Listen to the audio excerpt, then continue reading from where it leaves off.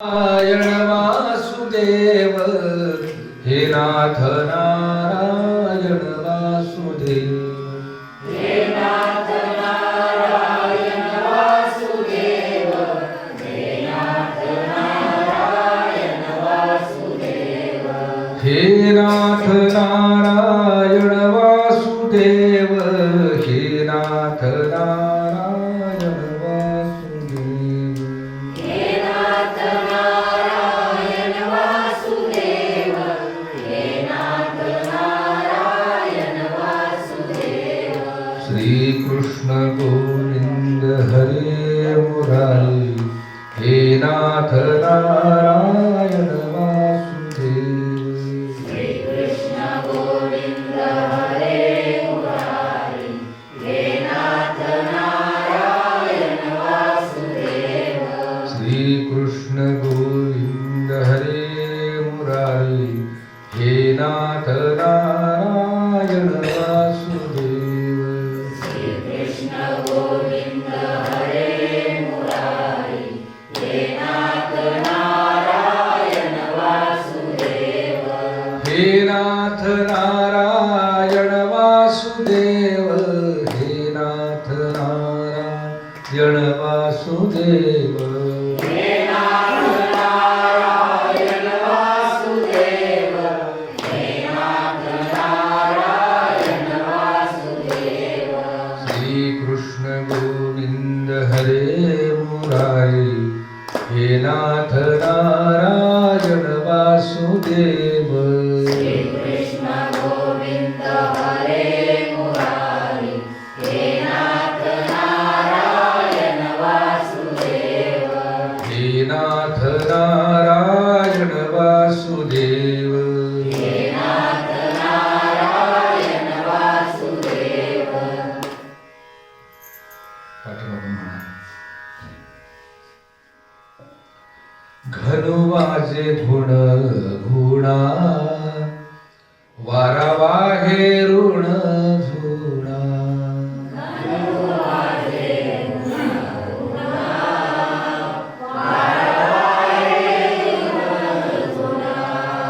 घनुवाजे गुण गुणा वारा वाहे ऋण झुणा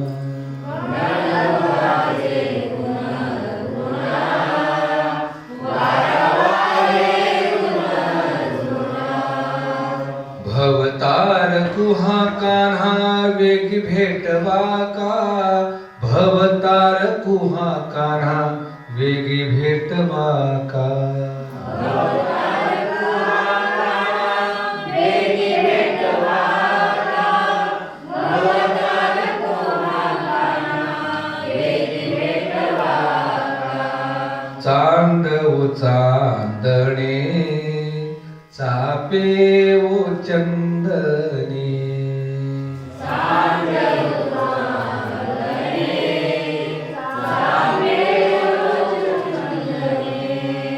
देवकी नंदनु विण नावडे हो देवकी नंदनु विण नावडे हो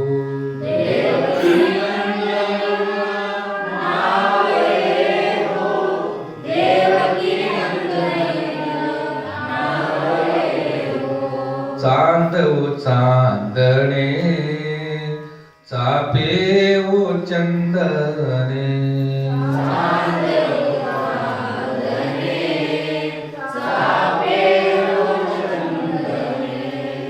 चंदनाची चोळी माझे सर्व अंग पोळी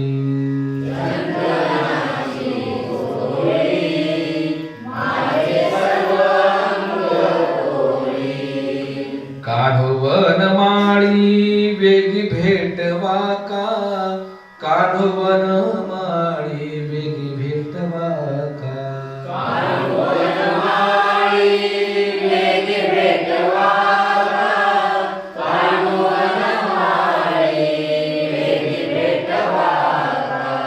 चांदे हो चांदणे चाफे हो चंदनी चांदे हो चांदणे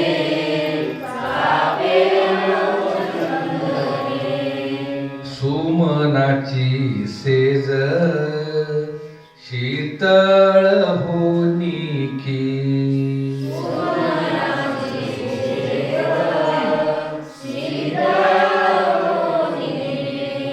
पोळे आगी सारखी वेगी विझवा का पोळे आगी सारखी वेगी विझवा का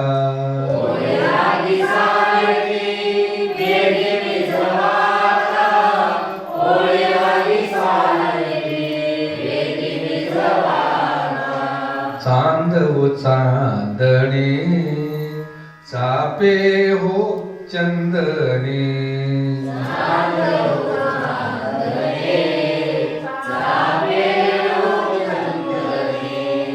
तुम्ही गात सुस्वरे ऐकोनी द्यावी उत्तरे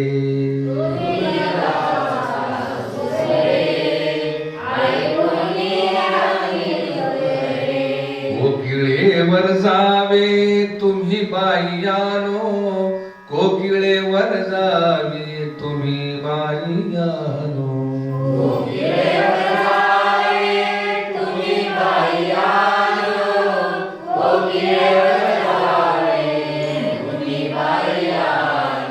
चांद हो चांदणे चाफे हो चंदने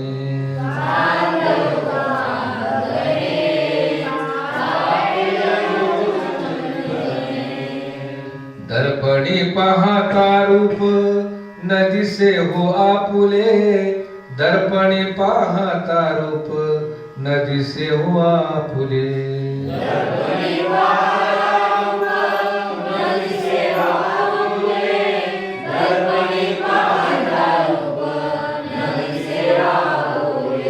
दर्पणी पाहता रूप न दिसे हो आपुले बाप रखमा देवीवरू मज ऐसे केले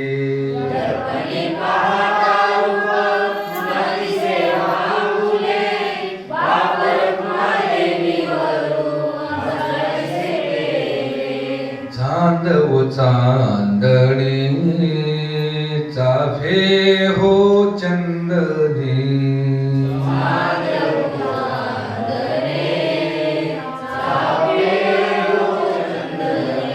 चांदे हो चांदणी चाफे हो चंदनी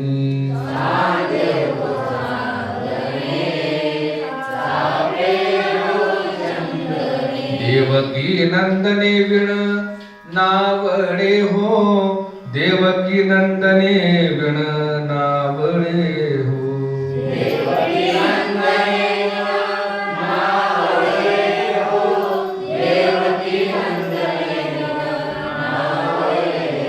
चाफे हो चांदणी चांदे हो चंदनी चाफे हो चंदनी कुंडली श्री प्रेरणानाथ माऊली ज्ञानेश्वर जगद्गुरु तुकाराम शांती ब्रह्म एकनाथ सद्गुरु जनार्दन महाराज की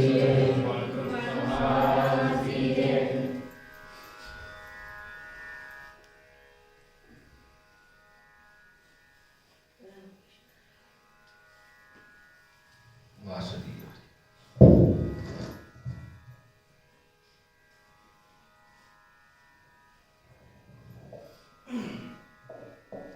आज गंमत आहे वेगळाच विषय या अभंग प्रकरणाला काय म्हणतात कोण म्हणतात एवढं दिसेल सांगा उत्तर या अभंग प्रकाराला काय म्हणतात ज्याला माहिती आहे मोठं उत्तर शाबाश काय म्हणतात विरहिणी आता विरहिणी ह्या शब्दात एक शब्द दडले तो म्हणजे विरह भक्त आणि देव याच्यामधलं अंतर जास्त झालं की भक्त देवाला हाक मारतो. ती आर्ततेची हाक, ते विरहाचं दुःख ज्या शब्दात व्यक्त केलं जातं त्याला काय म्हणतात की विरहिणी म्हणतात. ज्या काव्यातनं व्यक्त केलं जातं त्याला विरहिणी म्हणतात. लक्षात घ्या. विरहिणी लक्षात आलं का? विरह म्हणजे अंतर. पितापुत्रामधलं अंतर नाही का, आई लेकरामधलं अंतर, भाव बहिणीतलं अंतर, प्रियकर प्रियसीतलं अंतर. यांच्या भेटीसाठी जो प्रयत्न केला जातो ते विरहाचं ज्याचं वर्णन केलं जातं त्याला विरहिणी म्हणतात. आणि ही ज्ञानेश्वर महाराजांची विरहिणी.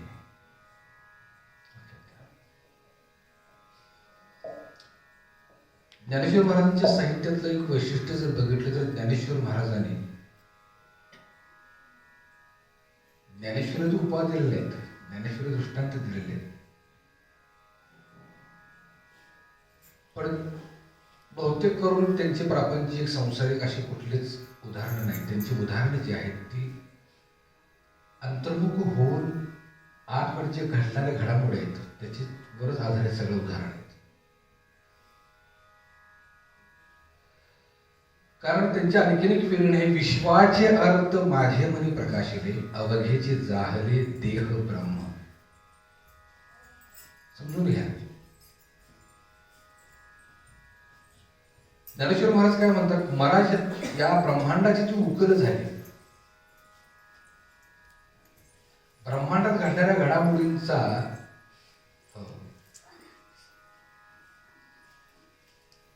जो काय ज्ञानोबा यांनी मांडणी केलेलं आहे ज्ञानेश्वरीमध्ये, त्याच्या पाठिंबाचं कारण काय? की ज्ञानेश्वर महाराज रॉकेट घेऊन गेले नाहीत, विमान घेऊन गेले नाहीत, हेलिकॉप्टर घेऊन गेले नाहीत किंवा ब्रह्मांडाची फेरी मारली नाही.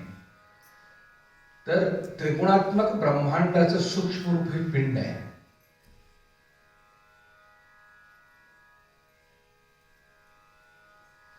आणि या पिंडामध्ये घडणाऱ्या ज्या घडामोडी आहेत त्याच घडामोड्या ब्रह्मांडात घडत आहेत.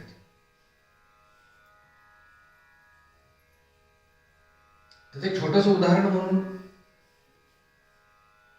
या ब्रह्मांडामध्ये अनंत सूर्य आहेत. एकच सूर्य आहे आपल्या पृथ्वीतलावर, पृथ्वीच्या जवळ असणारा एकच सूर्य आहे तो असा ग्रह की तो इतका धगधगत आहे, इतका प्रकाशमान आहे. असे अनंत सूर्य आहेत.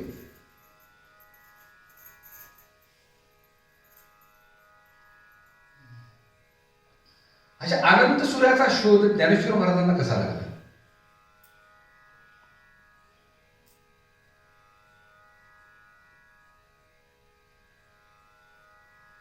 निवृत्तीनाथांचा अभंग आहे.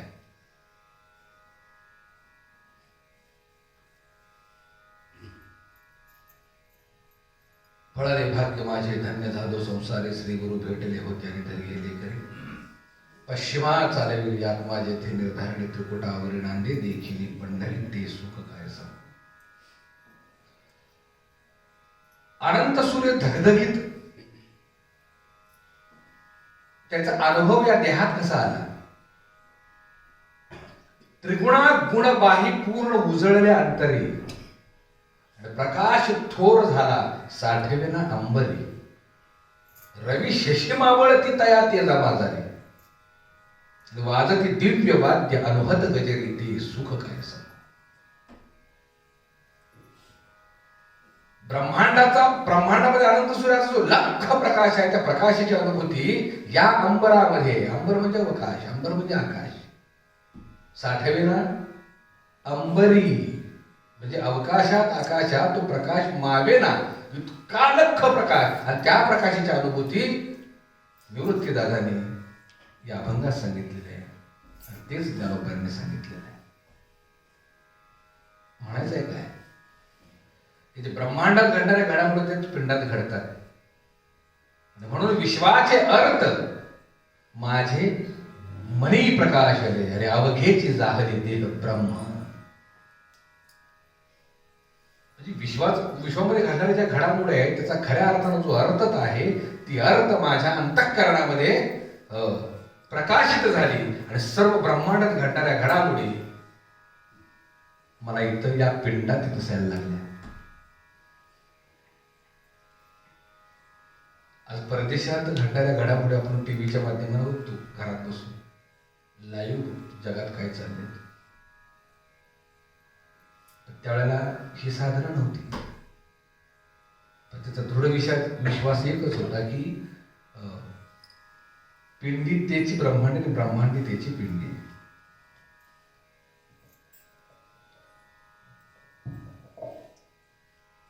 विषयाकडे येत असताना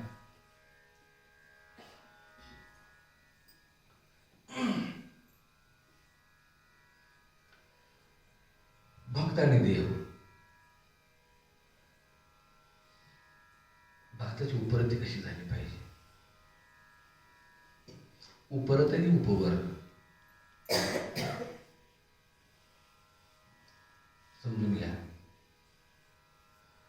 परवाच्या मी कीर्तनात सांगितलं होतं 1400 वर्ष ज्याला आयुष्य लाभलेलं आहे असं चांगलं देव हे प्रतिकात्मक आहे. वास्तविक 1400 वर्ष कोणाला आयुष्य मिळत नाही. 1400 वर्ष आयुष्य मिळणं म्हणजे काय तर अति आयुष्याचं ते प्रतीक आहे. ज्याचं वय वाढलेलं आहे त्याला आम्ही ज्ञानी म्हणतो, ज्याचं वय वाढलेलं त्याला आम्ही बुजुर्ग म्हणतो, नाही का. ज्ञानेश्वर महाराजांनी चारी भावंडांना ज्यावेळेला चांगदेव भेटायला आले त्यावेळेला काय वर्णन आहे चांगदेवाचं? कशावर बसला होता तो? वाघावर. वाघ हे सत्तेचं प्रतीक आहे. वाघ हे काय? सत्तेचं प्रतीक आहे. हातात काय होता? कशाचा? सर्पाचा. हे प्रशासन म्हणजे अनुशासनाचं प्रतीक आहे. समजून घ्या. मागं पुढं नगारा ढोल ताशी हे कशाचं प्रतीक आहे? लौकिकाचं प्रतीक आहे. प्रतीक आहे. ह्या सगळ्या गोष्टी आहेत म्हणून आत्मज्ञान आहे असं समजू. सत्ता, संपत्ती, पैसा, प्रतिष्ठा, मान, लौकिक सगळ्या गोष्टी आहेत म्हणून तो ज्ञानी आहे असं होऊ शकत नाही. समजून घ्या. आणि मग अशांना मुक्ताईनं उपदेश केला.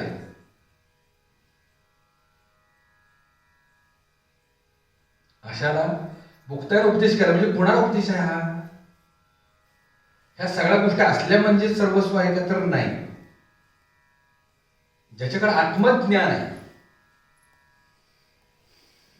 आत्मज्ञानासारखं भांडवल आहे, आत्मज्ञानासारखी श्रीमंती ज्याच्याकडे आहे त्याच्याकडे सगळ्या गोष्टी खोल आहेत. कारण वस्तूतून मिळणारं सुख आणि परमात्म्यापासून मिळणारं सुख एक गोष्ट लक्षात ठेवा. परमात्मा हा मूळ तत्वच त्याचं सच्चिदानंद रूप आहे आणि त्या परमात्म्याचे तुम्ही असणारे अंश म्हणजे आत्मस्वरूप याचं सुद्धा तत्व हे सच्चिदानंद रूपच आहे. एकदा आम्हाला आत्म्याचं स्वरूप कळालं, आमची आम्हाला ओळख झाली, आत्मज्ञान झालं की त्या सुखापुढं सगळं लौकिक भाग हा उपयोगाचाच नाही. समजून घ्या.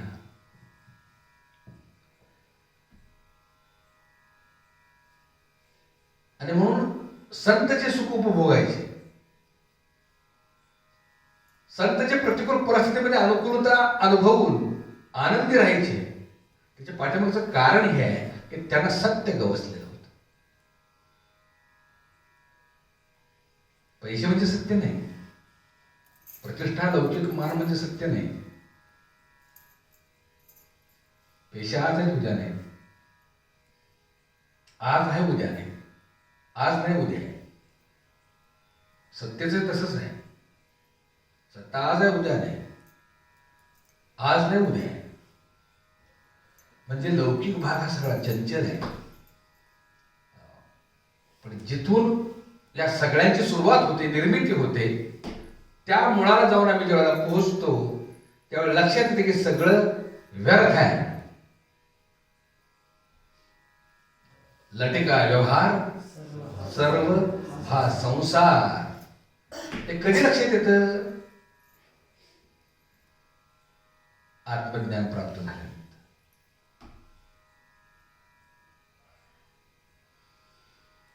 भक्ताची अवस्था काय व्हावी, कशी व्हावी? एकदा एखाद्या गोष्टीची तुम्हाला चटक लागली, लक्षात आलं का, तर ती वस्तू आम्ही प्राप्त करतो ना. सगळ्याच गोष्टी साम दाम दंड भेद सगळ्या गोष्टी करून मी ते प्राप्त करू, कारण का सर्वस्व म्हणतो आपण, ते प्राप्त करतो. भक्ताची अवस्था, भक्ताची उपरती, भक्त हा उपवर झाल्यानंतर त्याची जी धडपड आहे, त्याचा जो प्रयत्न आहे, तो कशासाठी आहे? अनंत जन्म 84 लक्ष मी फिरलो, पण ज्याच्यासाठी फिरलो, तू या जन्मात जर मला प्राप्त होत असेल, लक्षात आलं का, मी तो होत असेल, तर का मी प्रयत्न करू नये? ही जी आर्तता आहे, या आर्ततेला विरह म्हटलेला आहे, आणि तो भेटला पाहिजे.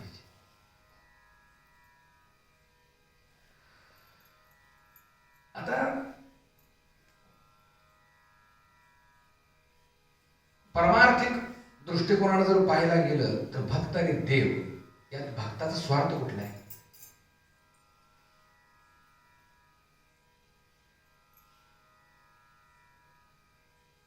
कशाचा स्वार्थ सांगा ना. नामदेवा, प्रार्थने पलीकडची अवस्था आहे. विषय गहन आहे, समजून घ्या. ही प्रार्थने पलीकडची अवस्था आहे. आम्ही प्रार्थना करतो, आम्ही देवपूजा करतो, आम्ही हरिपाठ करतो, आम्ही बाराभंग करतो, आम्ही नित्यनेम करतो. लक्षात आलं का? ह्या सगळ्या गोष्टी त्याच्या पाठीमागे काय, खरं सांगा. जीव काय त्याच्या पाठीमागे? स्वार्थ आहे.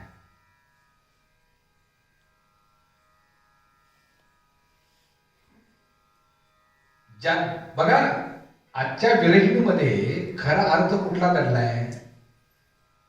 भक्त ज्याला प्राप्त करायला निघालाय, लक्षात आलं का, तो तोच होऊन राहिलाय शेवटच्या जीवनात. दर्पणे पाहता रूप न दिसे व आपुले. कारण त्याचा इतका ध्यास झाला की त्याला पाहायला गेले तोच होऊन राहिले. दर्पणे पाहता रूप, दर्पण म्हणजे आरसा. आरशात मी आता तुम्हाला भेटणार आहे. बघा, प्रियसी काय करते, प्रियकर जेव्हा भेटायला येतो तेव्हा तिला वाटतं की मी जरा नट्टापट्टा करून चांगलं राहावं, नाही का, त्याला जरा देखणं दिसावं, छान वाटावं त्याला मी भेटल्यानंतर. आणि बऱ्याच विरहानंतर तो, बऱ्याच दिवसानंतर तो, बऱ्याच काळानंतर तुम्हाला भेटणार आहे, बघून त्याला समाधान वाटावं म्हणून ती काय करते, स्वतः छान नटते.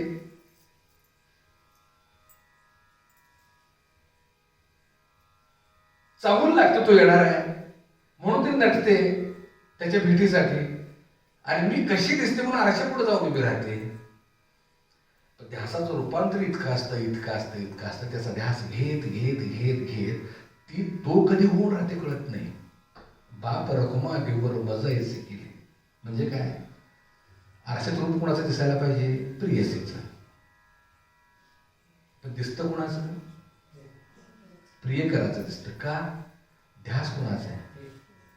लाजले गे मायाता कवना ओवाळू, जिकडे पाहे तिकडे चतुर भुज गोपाळू.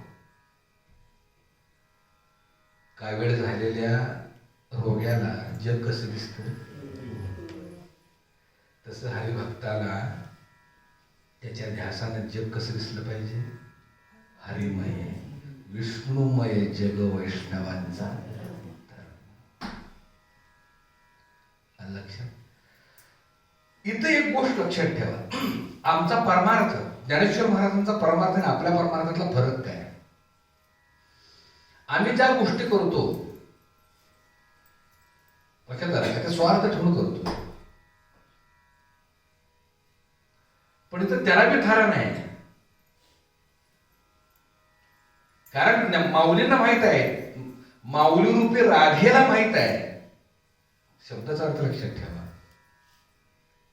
माऊली रूपी राधेला माहित आहे की कृष्ण प्राप्त झाला की सगळी सुख माझ्या पदरात आहेत, माझ्या मंडळीत आहेत. हे प्रत्येक आहे बरं. ज्ञानेश्वर महाराज राधा होतात आणि भगवान श्रीकृष्ण हे देव होतात. आता कसं आहे, राधा ही एक भक्तीची अवस्था आहे, देव ही एक अवस्था आहे. समजून घ्या. आता ते कळत नाही, तिथपर्यंत आपली डेप्थ नाही, आमची अक्कल नाही चालत, प्रपंचात आम्हाला नाही ते सुचत. लक्षात आलं का? म्हणून जाणत्याने विचारवंताने काय केलं की प्रत्येकात्मक राधा मांडले, प्रत्येकात्मक कृष्ण मांडला. बरोबर आहे ना? राधेशिवाय देव राहू शकत नाही, देवाशिवाय राधा राहू शकत नाही. भक्तीशिवाय देव राहू शकत नाही, देवाशिवाय भक्ती राहू शकत नाही.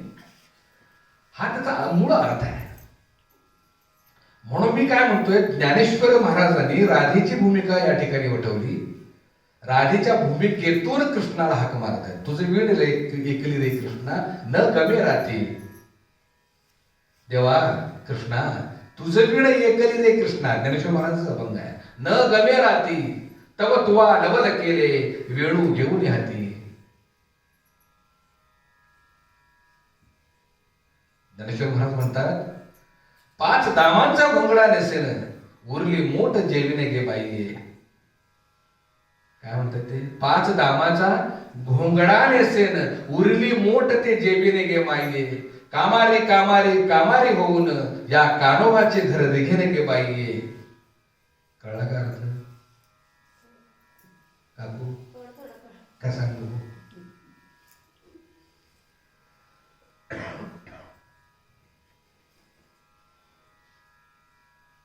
त्या कृष्णाशिवाय राधेला काही जमेनाच. त्याच्याकडपर्यंत पोहोचायचं आहे. तो तर अलौकिक आहे, नाही का? म्हणून प्रियसी काय करते, त्या प्रियकराला भेटण्यासाठी ती काय म्हणते, ज्ञानेश्वर महाराज काय म्हणतात, 5 दामांचा घोंगड, 1.5 दमडीचं घोंगड नेसेन बाई मी. 1.5 दमडीचं घोंगड नेसेन. 5 दाम, दाम म्हणजे दमडी. 5 दामांचा घोंगडा नेसेन, या कानोबाचे घर देखील गे बाई. कामारे कामारे कामारे होऊन, कामारे म्हणजे दासी, कामारे म्हणजे दासी होऊन, उरली मोठ ती जेवेने गे बाई. भगवंताच्या मुखातून पडलेलं खरकाट उष्ट सुद्धा मी खायला तयार आहे, पण मला त्याच्या दारात घेऊन पोहोचवा. कळतोय का अर्थ? ही अर्थता आहे, की अर्थता त्याला भेटण्यासाठीची. ज्ञानोपाने निस्वार्थपणे बघा, त्यांची भूमिका काय?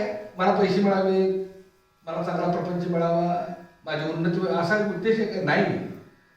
ज्याच्यासाठी हा मनुष्य देह धारण केलेला आहे आत्म्यानं, तो परमात्मा या जन्मी प्राप्त झाला की माझी निर्धार संपली.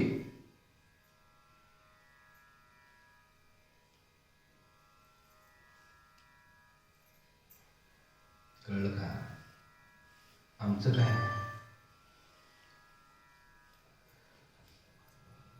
आमचं काय? आम्ही परमार्थ करतो. काय उद्देश आहे?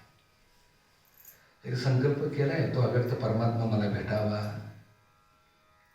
त्या सचिदानंद रूपामध्ये आम्ही डुंबून जावा आनंद सागरात. प्रेमे बुडती दली लाभले सौख्य मोठे नाही. बोलता बोली श्री गुरु जेनी संगायसी आरती केली.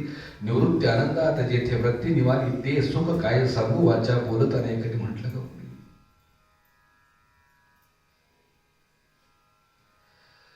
एक गोष्ट सांगू, आम्ही जी प्रार्थना करतो, तुझे तू पुरस्कार, मग आमच्या प्रार्थनेत आणि आमच्या सेवेत देण्यात काही फरक नाही.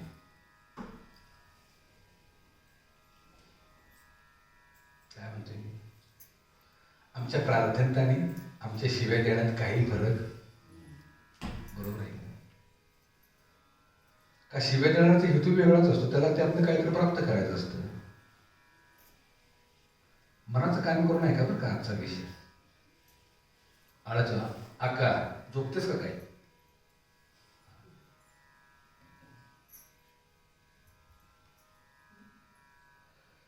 शिव्या देण्यापाठीमागे हेतू आहे, प्रार्थना करण्यापाठीमागे हेतू आहे. आमची प्रार्थना बी संपली पाहिजे, आमचा नियम बी संपला पाहिजे, सगळ्याच गोष्टीला पूर्णविराम लागला पाहिजे. मग तिथनं आमचा प्रवास त्याला भेटण्यासाठी सुरू झाला पाहिजे. हेतू हा मावळला शब्दा आली निशब्दता, तटस्थ होऊन ठेले निजरूप पाहता, ते सुख काही सांगू वाचा बोलता नाही. हेतूही संपला पाहिजे. हे सर काय हेतू? आम्ही प्रार्थना कुठल्या हेतूला करतो? देवानं आम्हाला त्रास देऊ नये म्हणजे भीतीपोटी आम्ही भक्ती करतो म्हणून प्रार्थना करतो. याचा अर्थ काय? तिथेही स्वार्थ लागला आहे. बरं, जिथं भीती आहे तिथं भक्ती कुठली आली? बरं, देवाला प्राप्त करायचा, त्याला भेटायचं, तर कशाला भीती पाहिजे? सर्व सुखाचे आगर बाप रखुमा देव नुसतं म्हणायचं का?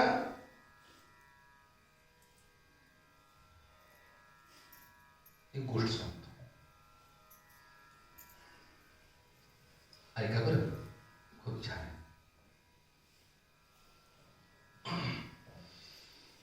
एक तरुण मुलगी होती, एकटीच राहायची. तिला कंटाळा आला.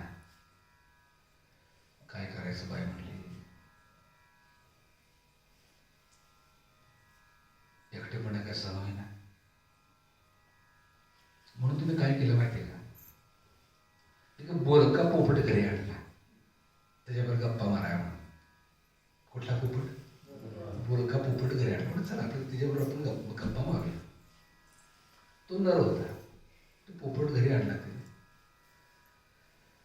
2-4 दिवस ठेवलं, झालं उलटच. तो पोपट निघाला शिवडा. सकाळ उठल्यापासून शिव्या द्यायला सुरुवात करायची, तर रात्री शिव्याच द्यायचं.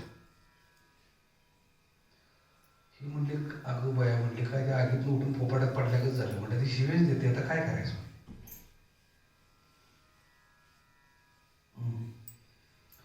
आता म्हणजे काहीतरी पर्याय शोधला पाहिजे. ती शिव्या देते, त्याला छानपणा कोणीतरी शिकवला पाहिजे. आता काय करायचं? म्हणून त्याला पोपटाला घेतलं आणि एका महाराजाकडे गेली. एका महाराजाकडे गेली. म्हणजे काय म्हटलं, तुम्ही इतकं उपदेश करता, आमच्या पोपटाला उपदेश करता का? आता काय महाराज असे असतात बरं का, हुशार. आलेले गिरायक सुटता का? कळो अगर ना कळो. हो, अशी बरेच महाभाग आहेत, काय कळत नाही, पण आपल्याला कळतं हे पुढच्याला सांगायचं का? मला कळत नाही म्हटलं की आपलं अज्ञान प्रकट, मग आपल्याकडे कोण येणार? ती गेली तिच्याकडे, म्हटल्यावर तुम्ही जरा पोपटाला उपदेश करता का? हो, अशा हजारो पोपटाला उपदेश केलाय मी. मग करा म्हणजे एवढा उपदेश. ते पोपटाला घेतलं, त्यानं त्याला शिवाय द्यायला सुरुवात केली पोपटाला. त्या म्हटलं का अवघडच झालं का? बरं, ह्याला मी काय कळलं, आता ह्याला उपदेश कसा करायचा? पण योगामध्ये काय झालं माहिती का, त्या महाराजाने एक पोपट पाळला होता, मादी. आणि आपलं ते रोज कानावर आपलं हरिपाठ पडायचं, मंत्रोच्चार, पूजा, हे सगळं कानावर पडायचं. अरे ती प्रार्थना करणार होते, ते हरिपाठ करायची, पूजा करायची, देवपूजा करायची, मंत्रोच्चार करायचे. तो म्हटला आपल्याला जर नाही जमलं तर एक काम करूया. म्हटले आपण जे मादी पोपट पाळलेलं आहे आपली संगत जोडून देऊ, म्हणजे ती शाळा होईल, शिव्याचं बंद येईल. म्हणून तिनं काय केलं माहितीये का, तिला सांगितलं हे बघ, माझ्याकडे मादी पोपट आहे, ह्याला घेऊन जा, हिचा परिणाम त्याच्यावर होईल आणि तो शिवाय त्याचा बंद होईल. माझी मोकळ प्रार्थना, सारखी प्रार्थना करायची. देव देव देव देव देव, रामकृष्ण हरी रामकृष्ण हरी रामकृष्ण हरी, अशी प्रार्थना करायची. तिने काय केलं, त्या माझी पोपटाला घेतलं, आपल्या नर पोपटाला घेतलं आणि घरी गेली. दोघांना एका पिंजऱ्यात ठेवलं. दोघांना एका पिंजऱ्यात ठेवल्याबरोबर एक दिवस गेला. दुसऱ्या दिवशी हे रामकृष्ण माझ्या होती तू म्हणायची बंद झाली.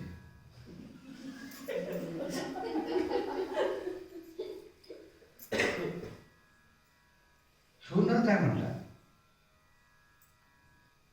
बाईला माझ्यामुळं तुझ्या प्रार्थनेत बाधा आली म्हटली, नाही का? माझ्यामुळे तुझ्या प्रार्थनेत बाधा आली, माझ्याशिवाय त्याच्या थांबल्या तुझ्यामुळं, पण माझ्यामुळे तुझ्या प्रार्थनेत बाधा आली, तू म्हणायचं बंदच केलंस.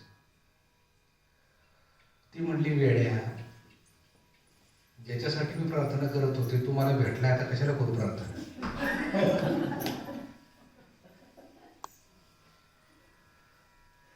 कळला का? ज्याच्यासाठी मी प्रार्थना करत होते तू आता मला भेटला, आता कशाला करू प्रार्थना?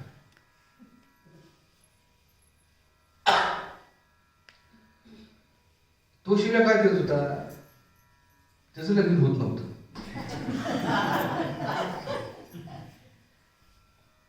ते किड्यात करायचं, ती भेटले ह्याच्याशिवाय पण, तो भेटलाय हिची प्रार्थना पण. अर्थ कळला. उद्देश शिव्या देणं किंवा प्रार्थना करणं, लक्षात आलं का? दिसताना जरी वेगळे दिसत असले तर त्याचा अर्थ एकच आहे की काहीतरी साध्य व्हावं. परमार्थ तसा नाही. बघ किती खोल आहे. परमार्थ तसा नाही. काहीच शिल्लक राहता कामा नये.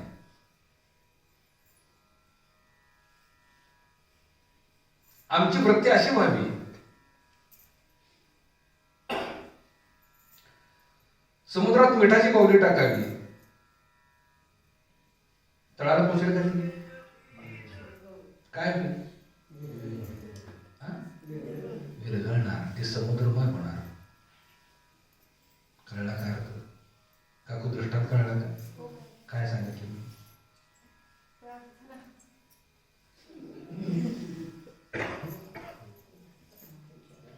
मिठाची पावले समुद्रात टाकली आणि तिला तळाला पाठवलं. जा म्हणजे तळात असणारी मूर्ती घेऊन ये वर. त्या बावलीला सांगितलं. कुठल्या बावलीला? येईल का परत ती? का? घडणार, ते समुद्रच होऊन जाणार. तसं देव पाहावे असे गेलो तेथे. भूमिका लक्षात घ्या. आणि म्हणून संतांची दृष्टी, सज्जनांची दृष्टी ही समदृष्टी असावी. समबुद्धी घेता समान श्रीहरी. आम्हाला विवंचनेपासून, दुःखापासून, जरेपासून जर दूर व्हायचं असेल, आम्ही संघ केलाय नाशिवंत देहाचा, आम्ही संघ केलाय नशिवराचा. काय म्हणतो मी? संघ केलाय.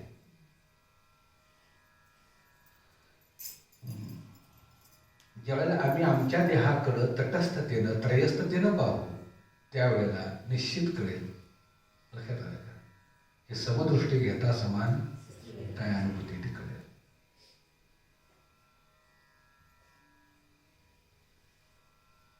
नामदेवा अत्यंत पुढं महत्वाचं काम आहे. अत्यंत महत्वाचं काम आहे. त्याला साहेबांतच जायचं आहे आणि बरोबर ट्रॅफिक लागलं, ते अडकलं ट्रॅफिकमध्ये. कुठं अडकलं? ट्रॅफिकमध्ये अडकलं. तो गाडी बसून हॉर्न दाबून दाबून दाबून आता काय करायचं म्हटलं का, कधी संपलं? अरे देवा देवा देवा म्हटलं का, ट्रॅफिक कधी जायचं, मग वेळेत कसा पोहोचला? लागलं लोक आपल्याला.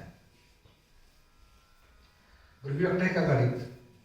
बाकीची बी गाडी आहेत. त्या सगळ्या ड्रायव्हरांचं तेच चाललंय. काय म्हणतोय बघा, मीच थोडा ट्रॅफिकमध्ये अडकलोय. ज्याची गाडी आहे तो तेवढा पुरताच विचार करतोय का नाही?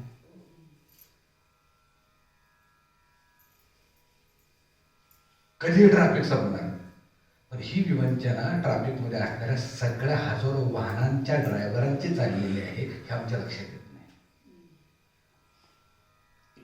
हे आमच्या लक्षात कधी येईल? ज्यावेळेला आम्ही गाडीतनं बाहेर येऊ आणि उंचावरून आम्ही ते ट्रॅफिक बघू त्यावेळेला आमच्या लक्षात येईल अरा म्हटले कशी सगळीच ट्रॅफिकमध्ये आहेत. कळतोय का अर्थ? तसं तुम्हाला वाटतंय काय आम्हीच तेवढे विवंचनेत आहे, आम्हीच तेवढं दुःखात आहे, आमच्याच पाठीमागे थोडे पिढा जरा व्याधी आहे, इतरांना नाही असं वाटतं. सगळी ड्रायव्हर आहेत, सगळी ट्रॅफिकमध्ये अडकलेली आहे. पण त्या ट्रॅफिकमध्ये राहून जो आनंद घेतो तो खरा नामधारक, तो खरा साधक. लक्षात ठेवा. बाहेर येऊन टपावर उभा राहतो आणि ज्यावेळेला ट्रॅफिककडे बघतो त्यावेळेला बरं वाटतं त्याला. तटस्थतेनं त्रयस्थतेनं आपण आपणाकडे पाहता आलं पाहिजे.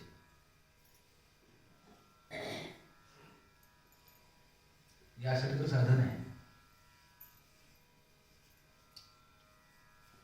दुसरं काहीच नाही. साधन करावं का व्हावं?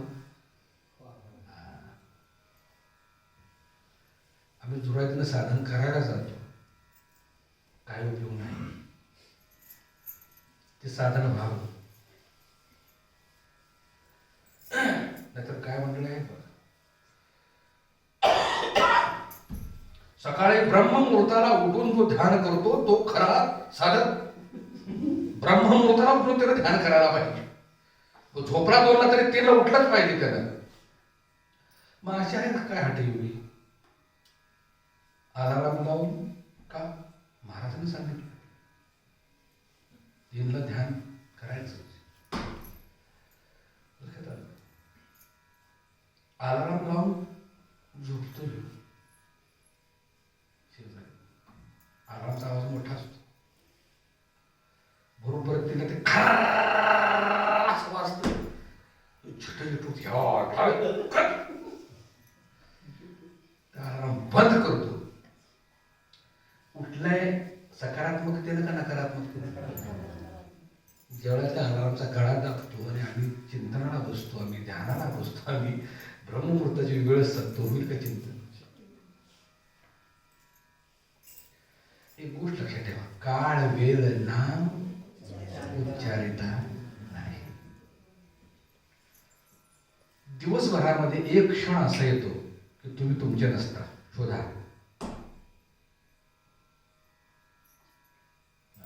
मोका साधला पाहिजे. मोका दिवसभरामध्ये एक क्षण असा येतो, तो कधीही सांगता येणार नाही. रात्री दिवसा कधी येईल. तुम्ही प्राथमिकतेला गेला असला तरीही येईल, कामात असला तरी येईल, झोपेत असला तरी येईल, भोग भोगत असला तरी येईल. तो मोका साधा. असा क्षण येतो की आम्ही आमचे नसतो, वृत्ती शून्य होते, क्षणभर आम्ही मिसावतो. ते टायमिंग धरा, तिथं सुरू करा. नाहीतर बगड्यानं सांगितलं प्रयत्न असू द्या, साधनेची वेळ ठरवा, पण जबरदस्तीनं कुठलीच गोष्ट होत नाही. ती अवस्था प्राप्त व्हावी लागते. लक्षात ठेवा. आणि म्हणून ध्यानाला बसलो की पहिल्या 3 गोष्टी लक्षात ठेवा. पहिल्या 3 प्रक्रिया मी परवा मला ध्यानात बोललो होतो. सांगा बघू, पहिली प्रक्रिया काय? शरीर आपलं नाही, मी शरीर नाही, शरीर मी नाही. शरीरापासून दूर राहा, शरीर शिथिल सोडा, शरीरावरचं नियंत्रण काढून घ्या. ही पहिली पायरी. दुसरी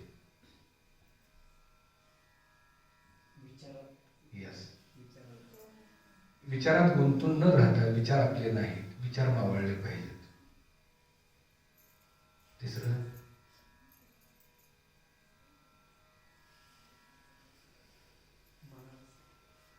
मन इकडं तिकडं भरकटते ना, मग त्याला एक जागा द्यायची, कुठली? श्वास आणि उश्वास.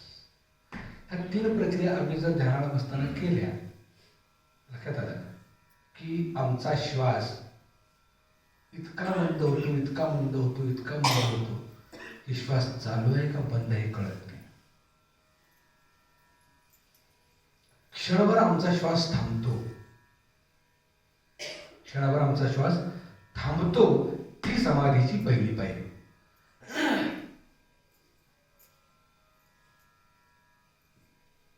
कळला का अर्थ? ती समाधीची पहिली पायरी. जिथं श्वास पूर्ण थांबतो, शरीर श्वास सुद्धा घेत नाही, त्यावेळेला तो आत्मा शरीरातून बाहेर पडतो आणि आपल्या शरीराला पाहत असतो, निरखत असतो. एवढी ताकद आहे, लक्षात ठेवा.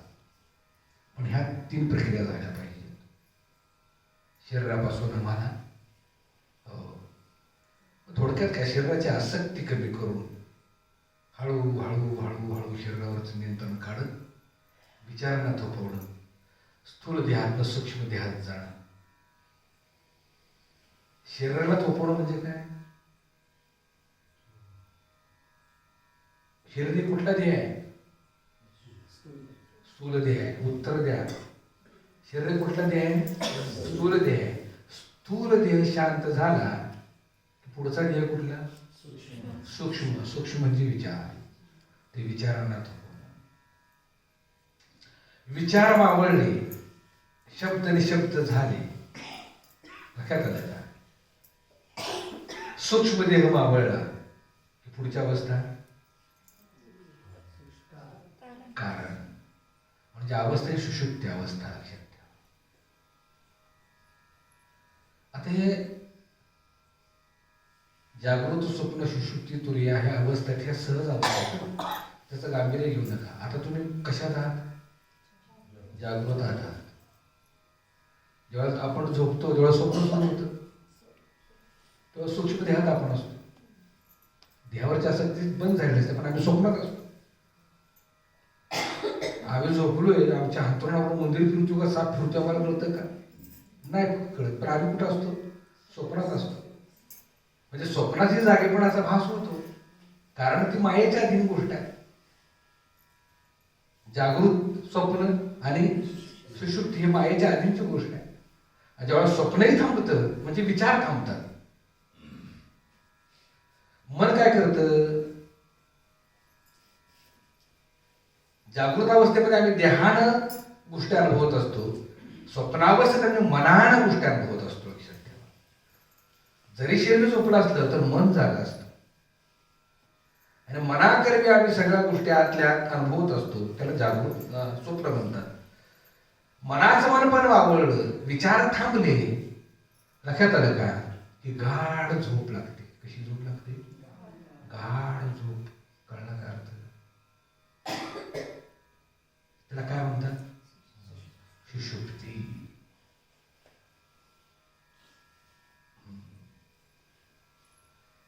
पण गाढ झोप लागून सुषुप्ती अवस्था नकोय आपल्याला. ती ध्यानात पाहिजे. ती कुठे पाहिजे अवस्था? ध्यानात पाहिजे. आणि मग चौथी अवस्था ही तुरीय अवस्था आहे. पहिल्या 3 अवस्था मायेच्या अधीन आहेत. कधी घोटाळा होऊ शकतो. आणि मागाशी मी सांगितलं, ज्यावेळेला श्वास थांबतो तेव्हा आत्मा पटकन त्यातून बाहेर येतो आणि आपल्या शरीराकडे पाहतो, म्हणजे तुरीय अवस्था.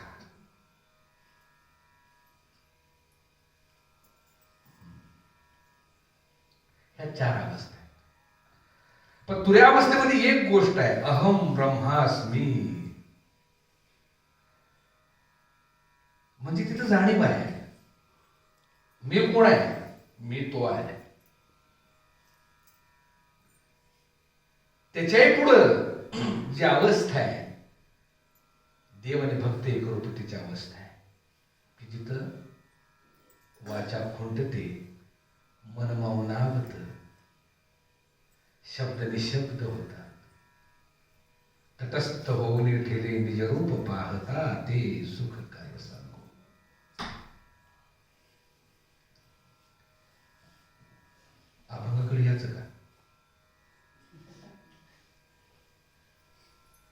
आताच्या अवस्थेचंच वर्णन चाललंय. अजून विरहिणीचा अर्थ नाही सांगितलेला मी. आहे काय ऐकायची तयारी का थांबूया? आहे का? हो म्हणाल कोण तयार?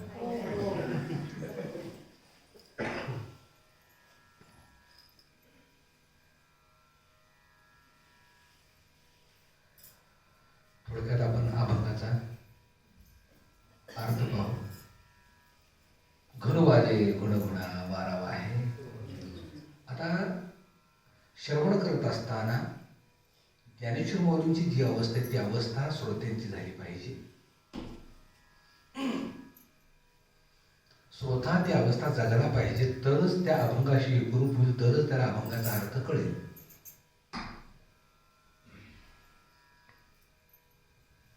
समजते का मी काय म्हणतोय?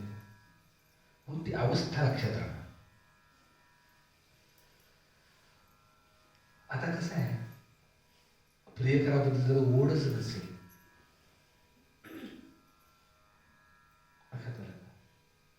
ती कशाला ध्यान देते? पण जिला ओढ आहे, लक्षात आलं का, ती मात्र बाकी सगळ्या गोष्टी गौण मानते. नको.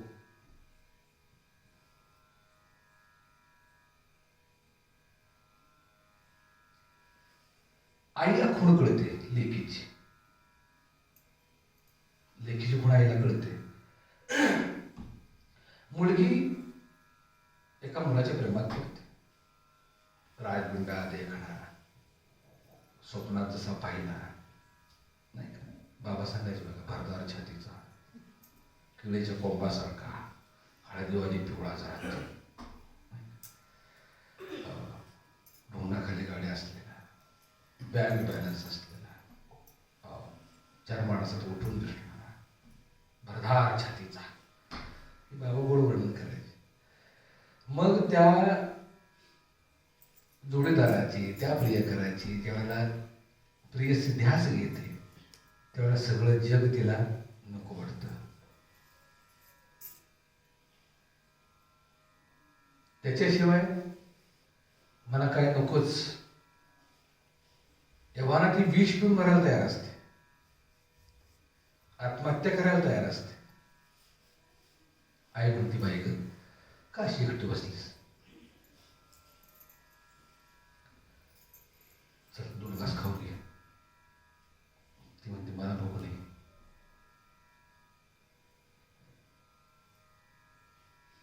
का असं करतेस म्हणले, तुला काय पाहिजे? सोडून काय पाहिजे का? नको मला. बरं एक काम कर, छान कपडे घे, नको मला. काय झालं नाही तुला, असं काय करतेस? आई वेगवेगळे आमिष दाखवते. आई काय करते? वेगवेगळे आमिष दाखवते. वडील वेगवेगळे आमिष दाखवतात, पण तिच्या डोळ्यासमोर मात्र एकच असतो, कोण? प्रियकर. तसं ज्ञानोबा आहे, विरळीचं एक पात्र वटवतात, त्यामध्ये राणीची भूमिका करतात, प्रियसीची भूमिका करतात. आणि मी बऱ्याच वेळा सांगितले, माऊलींचं साहित्य हे स्त्रियांगानं नटलेलं, स्त्री शब्दानं नटलेलं साहित्य आहे. साजणे, माये, सखे हे सगळे शब्द माऊलींच्या साहित्यात सापडतात. घनुवाजे गुण गुणा वारावा हे रणझुणा. आता ज्ञानेश्वर महाराजांच्या साहित्याकडे जर तुम्ही बघितलं तर त्यांच्यामध्ये पूजा, अगरबत्ती, कापूर असला काय प्रकार नाही. त्यांचं साहित्य निसर्गाशी, ब्रह्मांडाशी, पृथ्वीशी, सृष्टीशी निगडीत आहे. ज्ञानेश्वर मध्ये जेवढे म्हणून उदाहरण दिलेले आहेत हे सगळं सृष्टीशी, पृथ्वीशी, निसर्गाची निगडीत आहे. आजच्या अभंगाचं वैशिष्ट्य बघा, काय होतं नाही ना, प्याला कोणाला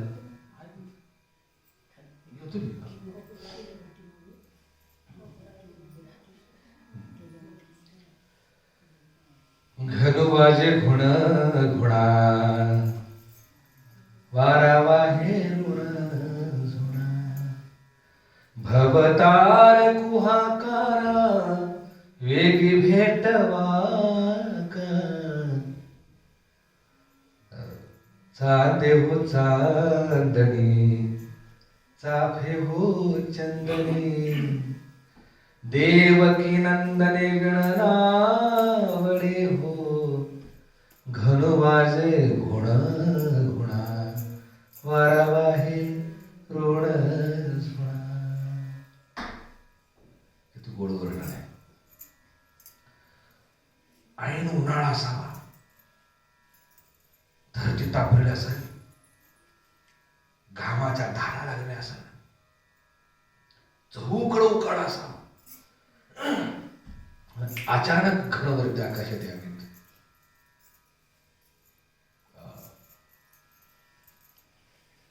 विजेचा कडकडाट व्हावा, मातीचा गंध यावा आणि ते पावसाचे थेंब अंगावर पडावे. किती आल्हाददायक आहे ते सगळं गोष्ट, नाही का? किती आल्हाददायक आहे.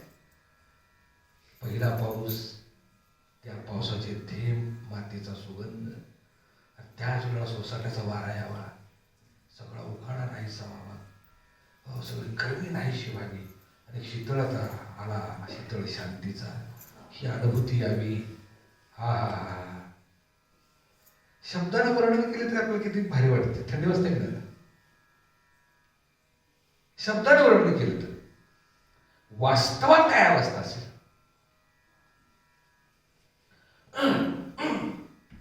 आणि ते नुसतं नाही तर घनु माझे घुण घुणा आणि वारा वाहे ऋण झुणा. असं असून सुद्धा ज्ञानेश्वर माऊली किती हट्टे आहेत बघा.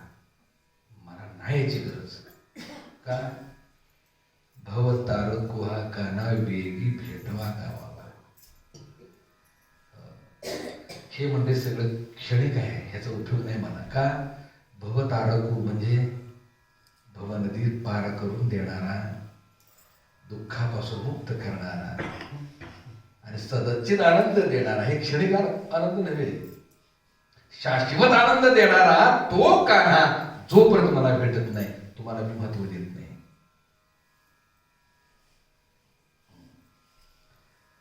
चांदे हो चांदणी चापे हो चंदनी. शीतल चंद्राच्या छायेत आम्ही फिरतो. चांदण छान पडलेलं असतं, मंजूळ वारा, गुलाबी थंडी, नाही का? तो एक मनमोहक वातावरण असतं चांदण्यात फिरणं. फिरलाय का नाही कधी चांदण्यात? फिरलाय की नाही कधी चांदण्यात? फिरलाय? जोडीने काही एकटच? हा, जोडीने काही एकटच. आनंद असतो बघा त्यात. सृष्टीतले हे जे वेचक वेचक शब्द घेतलेले आहेत, वेचक वेचक हे दृष्टांत घेतलेले आहेत, वेचक वेचक हे ते सगळे सकारात्मक आहेत बघा. या अभंगामध्ये चाफा आहे, चंदन आहे, चंद्र आहे, चांदणे आहेत, नाही का? सुगंध आहे, कोकिळ आहे, गाणारी फुल आहे. म्हणजे हे पॉझिटिव्ह एनर्जी देणाऱ्या सगळ्या गोष्टी ज्ञानेश्वर महाराजांनी घेतल्या आहेत. पण त्याच्यापुढे ह्या सगळ्या फेक आहेत. त्या भगवंतापुढे सगळ्या फेक्या आहेत. चांदे हो चांदणी चाफे हो चंदनी. चाफाही घेतलाय, चाफ्याचा सुगंधही आहे, पण देवकी नंदने वेळ नावडे हो. तो असला तर ठीक, तोच नाही तर तुम्हाला घेऊन काय करू? बरोबर आहे. अशा गोष्टीचे गोड गणे बघा. चांदण्यात फिरताना माझा धरलास हात, सगळ्या रे आवरही सावरही चांदरा. छान आहे ते. चंद्र चांदणे कधी सखा असला जवळ तर. सखा जवळ नाही, नुसती चंद्र चांदण्यात काय करायचं बघू? कळलं का? प्रियसी ज्या वेळेला चांदण्यात फिरते, हळूच जर प्रिय करण्यानं हात धरला, चांदण्यात फिरताना माझा धरलास हात, ती अनुभूती वेगळीच आहे. पण ज्ञानेश्वर महाराजांच्या बाबतीत जरा थोडंसं उलट झालेलं आहे. सगळं आहे पण प्रियकरच नाही. काय उपयोग? काय गंमत आहे ना. बघा, माऊलींचं साहित्य हा ते एकतर अध्यात्माला परिपूर्ण आहेच आहे, पण माऊलींसारखा कवी जगात नाही. ही जी सामुग्री त्यांनी घेतलेली आहे, एका कुशल कवीकडेच ती सामुग्री असणार आहे. मी तुम्हाला काय म्हटलं मग, चाफा आहे, चंदन आहे, हे कवितेचं भांडवल आहे बरं का. कवीचं भांडवल आहे ती सगळी. प्रियकर प्रियशी दोघे निघाले.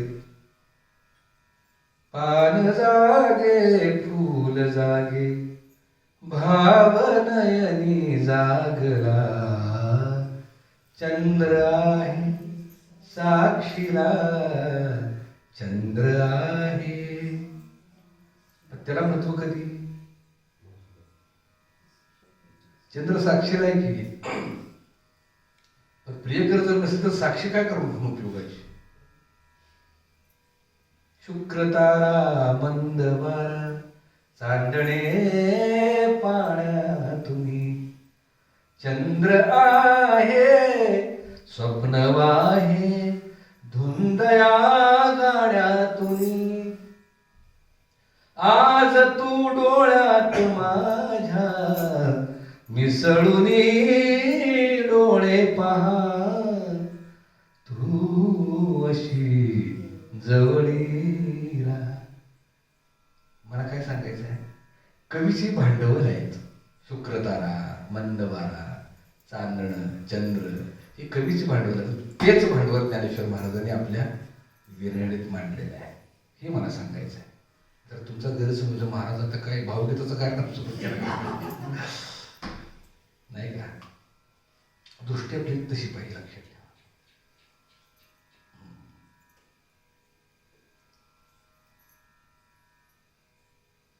चांदे हो चांदणी, चाफे हो चंदनी, नको मला का देवकी नंदनी म्हणून आवडे हो. प्रियकरच नसेल, एकटीच बागेत मी फिरते, उपयोग काय? तो मिळाला की सगळं मिळालं. कारण हा गुठा ठेव, हा वापोह, हा अठ्ठास कोणासाठी आहे? त्याच्यासाठी आहे.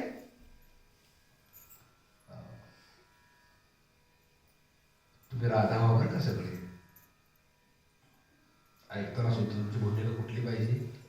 राधेची. लक्षात ठेवा, ते तुमच्या चेहऱ्यावर राधेचा भाव दिसला पाहिजे, तरच ह्या प्रवचनाला अर्थ आहे. तुम्ही जर राधा होणार नसेल तर कृष्ण जन्मात भेटणार नाही.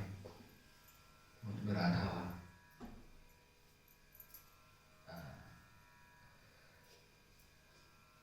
पुढं काय म्हटले? चंदनाची चोळी माझी अंग अंग पोळी.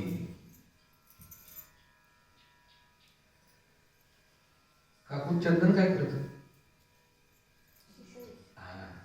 कधी लावतो चंदन आपण? अंगाला.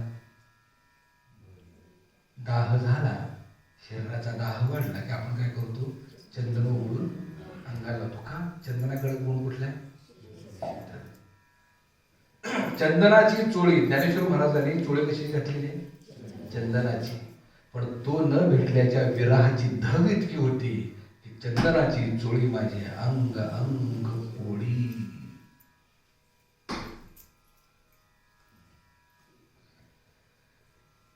तो जोपर्यंत मला भेटत नाही, हे चंदनाच्या चोळीचाही मला उपयोग, म्हणजे चंदनाचा शीतलतेचा उपयोग नाही.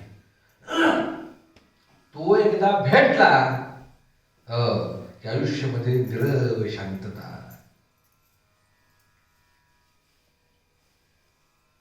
पुढं सुमनांची सेज शीतळ होती. सुमन म्हणजे फुलं. त्या शय्येवरती, त्या प्रेयसीच्या, ज्ञानोबाच्या, राधेच्या शय्येवरती काय टाकलेले? फुलं टाकले. फुलं काय आहे? कशाचं प्रतीक आहे? सुगंधाचं प्रतीक, शीतलतेचं प्रतीक आहे. सुमनांची शेज शीतळ हो निकी. पुढे काय म्हटले? पोळी आगी सारखी वेगी विजवा का. अरे ती म्हटली फुलं मला जाळायला लागलीत, माझं अंग जाळायला लागले, विजवा, लवकर विजवा. किती गोड उदाहरण आहे. तुम्ही गातसा सुस्वरे ऐकोने दावी उत्तरे, कोकिळेवर जावे तुम्ही बाईयानो. कळला का? बघा किती गोड प्रतीक घेतलेलं आहे. सगळ्यात सुरेला गाणारा पक्षी कुठला? कोकिळ. तिने सकाळी जर कुहू कुहू केलं की दिवस इतका रमणीय सुंदर जातो. इतकी ती गोड गाते. तिच्या कंठामध्ये भल्या भल्यांना पाझर फोडण्याची ताकद आहे. लक्षात ठेवा. वातावरण सकारात्मक करण्याची ताकद तिच्या कंठात आहे, त्या कोकिळीच्या. ती गाणी गाते. पण ज्ञानेश्वर महाराज म्हणतात, ये बाई गप बस जरा, नको गाऊ. कोकिळे वरजावी तुम्ही बाय. वरजावी म्हणजे वर्ज करा, गाणं गाऊ नका. कोकिळे वरजावे तुम्ही बाय, बघा बस. आणि मग हळूच चाहूल लागते. काय चाहूल लागते? गोडा भंगा माऊलींचाच.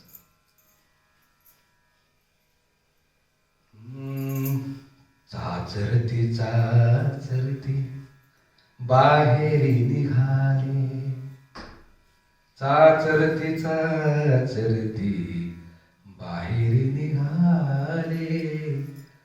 ठकची मिठे काय करू अवची तापरे म्हणून.